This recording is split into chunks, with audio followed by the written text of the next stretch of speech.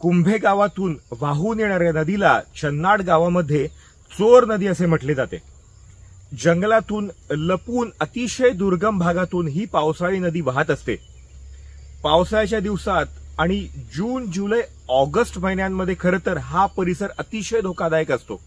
येथील स्थानिक नागरिक, तरुण मुले देखील या परिसरात यापूर्वी कधी जात नव्हते, परंतु वाढत्या पर्यटनासोबत गेल्या 2 ते 3 वर्षांमध्ये कुंभे धबधब्याप्रमाणेच चन्नाडचा हा धबधबा देखील समाज माध्यमांवरील रील्समुळे मोठ्या प्रमाणात व्हायरल होत आहे।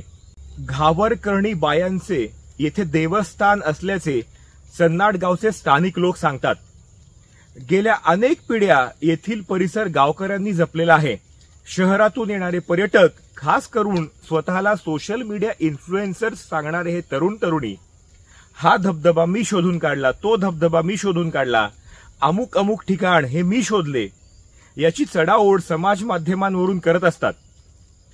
येथील स्थानिक वर्षानुवर्षे येथे जात आहेत, या जागा जपत आहेत, त्यांचे येथे देव आहेत आणि हेच देव सध्याच्या चाललेल्या पावसाळी उपद्रवी तसेच कोणत्याही प्रकारच्या सुरक्षा उपायांशिवाय विदाऊट एनी सेफ्टी मेजर्स होत असलेल्या धोकादायी पर्यटनामुळे कोपले जात असल्याचे येथील स्थानिक ग्रामस्थ सांगत आहेत आणि त्यामुळेच अशा प्रकारच्या दुर्दैवी घटना घडत आहेत आणि पावसाळ्यात रोज कुठे ना कुठे तरुण आपले प्राण गमावत आहेत। निसर्ग पर्यटन हे अतिशय गरजेचे आहे, परंतु निसर्गाचे भान राखून उपद्रवी पर्यटकांमुळे तसेच सुरक्षिततेच्या आणि हवामानाच्या इशाऱ्यांमुळे शासनाकडून पर्यटन बंदी लावली जाते, पण त्याची पायमल्ली करत हजारो पर्यटक रोज रायगड जिल्ह्यात येत असतात।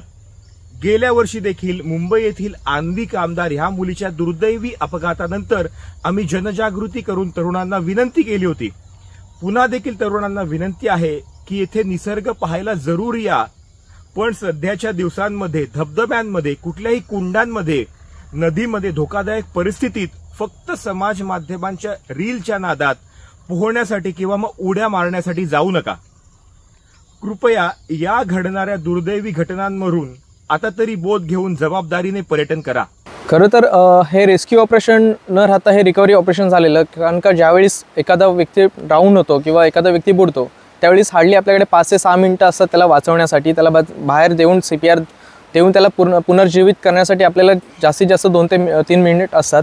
पण जर आपण ही केस पाहिली तर त्या ठिकाणी पूर्ण एक रात्र त्यामध्ये जो बुडालेला इसम होता तो त्या ठिकाणी पूर्ण रात्रभर त्या ठिकाणी अडकला होता। तर ह्यामध्ये चान्सेस होते की तो मयत झाला असेल आणि आपलं जी काही चान्सेस होते ते पूर्णपणे खरे ठरलेले आहेत। मेन जो टास्क होता तो त्याला त्या ठिकाणून बाहेर काढणं, म्हणजे ज्या ठिकाणी हा इन्सिडेंट घडलेला आहे तेथून त्या गावापर्यंत आणणं हा सर्वात मोठा टास्क होता.